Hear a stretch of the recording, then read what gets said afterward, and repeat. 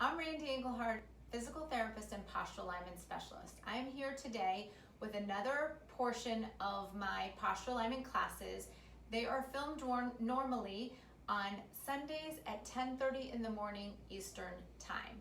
So what you will need to do the portion of class that I am showing is a yoga mat, and we are going to be rolling it up. So if you don't have a yoga mat, then you can use sort of a couch cushion.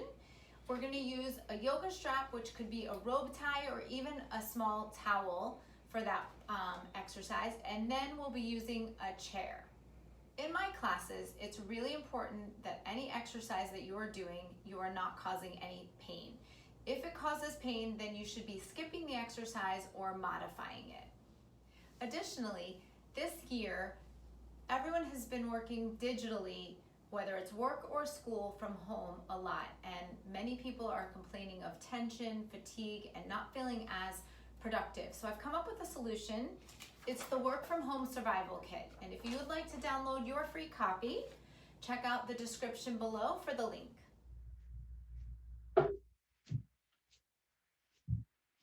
Okay, just a reminder, if you're standing with your back against the wall, parallel your feet. They're not this way, they're this way, parallel by the outsides of the feet. We're about hip width apart, or it could even be a fist width at your feet. But the idea is we're not wide. We're not as wide as our hips, center of the hip down. We're not forcing our heads on the wall. Wherever the head kind of lands is fine. I'm gonna loosen my ponytail here. Relax your shoulders down. We're not forcing ourselves on the wall right now. We're just letting our body settle in. Notice if one calf is tighter than the other.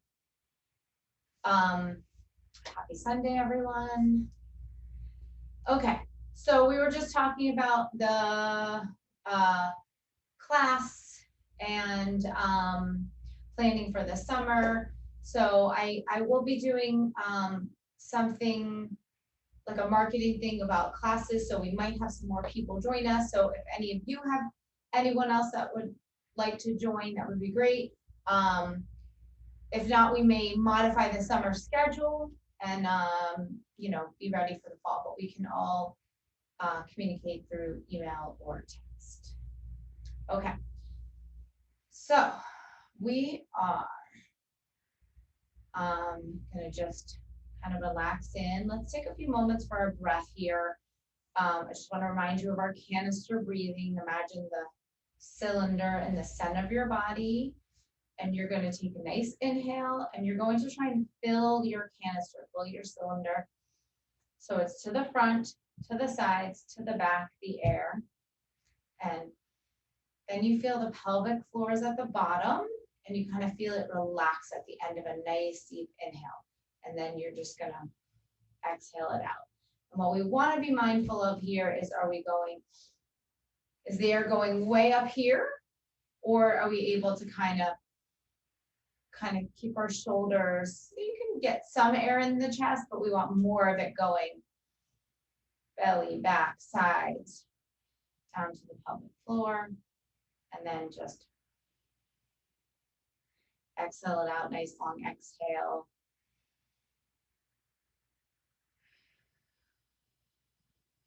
And again, when we talk about the pelvic floor, some people are going to be weaker in the pelvic floor, and some people are going to be tighter, and that tends to cause different symptoms.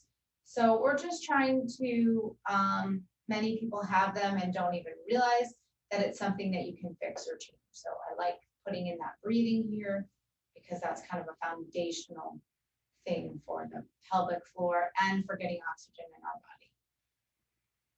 So the more we can incorporate this breathing in, good for so many things in our body. So let's begin with some glute squeezes. So your tush muscles are squeezing, just squeezing and releasing, squeezing and releasing.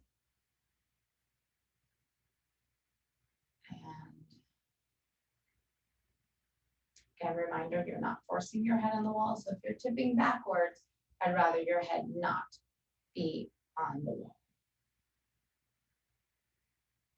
So let's see, we are almost at the end of May.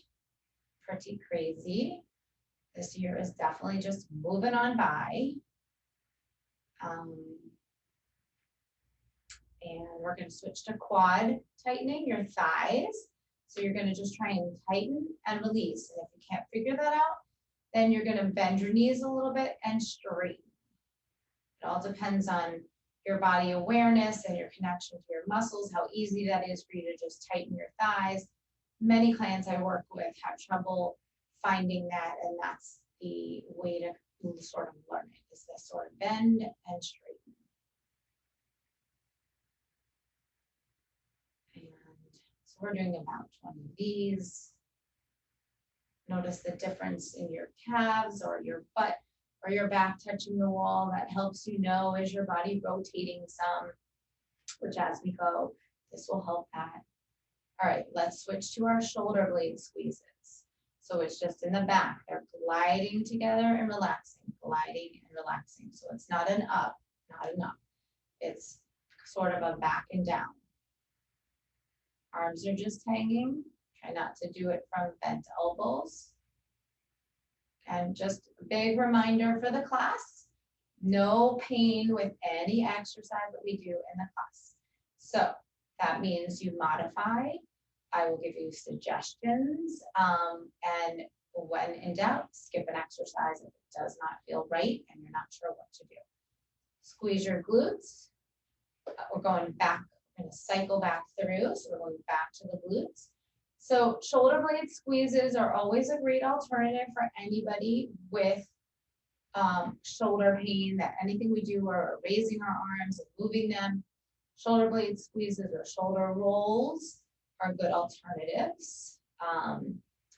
Knee pillow squeezes are a good alternative with your yoga block or a pillow in multiple different positions, sitting, standing, lying on your back with your knees bent. All good. We're going on to thighs, if you didn't already.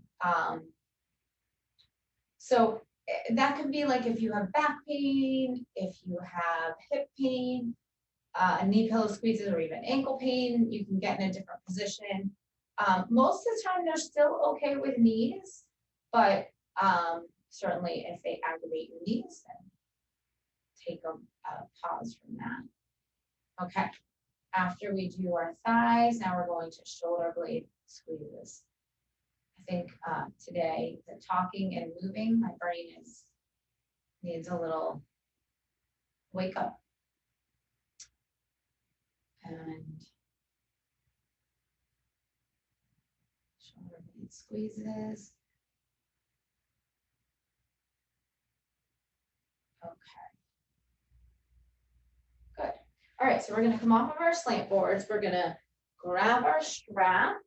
And again, if you don't have it, it would be rope tile. For this particular exercise, you could be using a towel.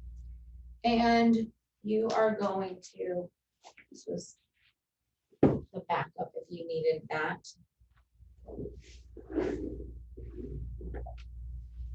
Okay, so we're going to put our arm up. It's just up there. Okay. Feet parallel by the outsides, hip width apart. Again, center of the hips down.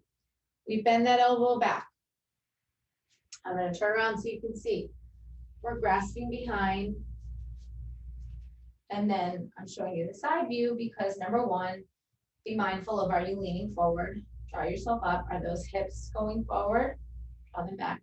We're putting this shoulder back in its pocket. So this arm, my right arm that's up, is kind of pulling up, and this one's going back. If you have a shoulder issue, you can just take this arm down and put one behind here. Pick any part of the stretch that feels okay. I would try to match your sides.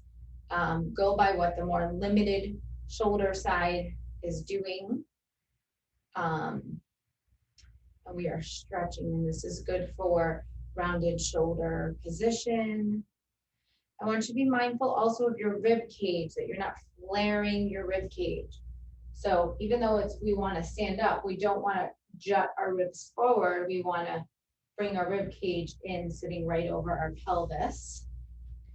It's all about having our joints stacked and loaded on top of each other in the right way, so all of our organs and muscles can work better. Switch sides. So I'm switching the strap to my other hand, putting it up, bending, going behind, checking my feet position. And then I'm going to put this arm kind of back a little bit. Lost that. And then I'm thinking about all my standing postures, watching my rib cage. What are my head and hips doing? Be mindful that a foot's not sneaking and turning out on you. So common when I'm working with people is the same foot will creep out. So the more you correct yourself, once you correct yourself 10 times for the same thing, you know that's your tendency based on whatever's happening in your environment, whatever your stimulus is, that your body just wants to go that way. I've been working on a lot of material and I sit with my legs out straight and my right leg's always on top and it's always turned way out. And so I just am constantly bringing myself back to correct that because I can see the same thing happen in my exercises. So I know that that is not serving me to keep letting myself do that. Okay, so chair. I didn't say chair, but we are using a chair. We're going to do a chair twist. I do love showing the chair exercises. They're simple, but they are great for you to do during your workday. Kind of some resets. Shoulders over the ankles. That's how you're sitting. The way we're turning is you put a hand on the opposite knee. This hand just grabs behind. I'm not trying to go away because that changes our pelvis. I want my pelvis and my knees all the same, and I kind of want a gentler twist. And again, if you don't want to twist, stay in the center, shoulder blade squeezes or rolls. So as I rotate, I'm just trying to rotate my trunk, keeping my head in line with my body. And then I'm checking back on my knees to make sure I'm not just trying to get the motion by shifting my pelvis. And I'm holding in a great place to practice your canister breathing. Kind of does an internal stretch on some of the muscles in the abdominals and the diaphragm.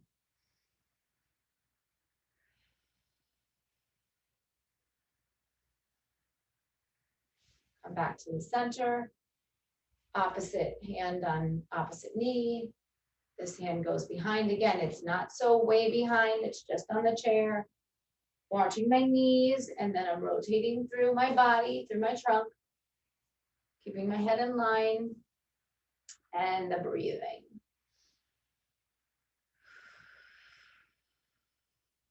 Be mindful that you're not shrugging your shoulders up. That's a common thing to want to do. We try to get a lot of stability by just holding our shoulders up. Come back to the center. Okay, we are going to stay here. We're going to cross one leg over. And some people might be stuck here. It all depends. If your leg is flopping down, just try and keep your hips level. And then we're going to take the bottom foot and toes are going to go up and then heel. We call this a rocking chair motion. And the other thing about this is kind of the engagement through the front of the hips. So if you're not sure, you let your pelvis roll back and then you roll right from your hips. That's different from then trying to arch from your back muscles. So we are not trying to do that. Interestingly, I just got a little cramp here, which happens a lot with these exercises. I'm going to go ahead and switch sides, but I think as I was demoing, I was engaging things, but that is a common thing. I'm going to reset my pelvis as I switch, and I'm going to do my rocking chair on the bottom. I'm knee over ankle. I'm being mindful of all of that. So cramps happen commonly when doing a lot of these exercises in the toes, the hips, front of the hips, and the hamstrings. Sometimes another muscle will happen, but those are just common muscles that are not always doing everything they are supposed to. And so as we do these exercises, we wake up the muscles and they kind of brace a little bit, and then we just need to let it relax for a second and continue on. So a cramping of a muscle, other than if you're having them all the time and you have a vitamin issue, they are okay. Different than sharp shooting pain, things like that. And again, you're always want to stop for a second, let it pass, and then move on. I'm switching sides again. We'll do one more time each side. So we're getting our hips nice and open, getting the foot waking up, getting us kind of alert with our posture. Okay, I'm going to switch sides. One more time. Seeing where we're going. These few exercises that you saw can help your body feel a little more loose. To feel the whole experience, you can purchase a recording of this Zoom class and others if you cannot join us. You also have the option to join my class on Sundays at 10:30 a.m. Eastern Time on Zoom. Have a great day.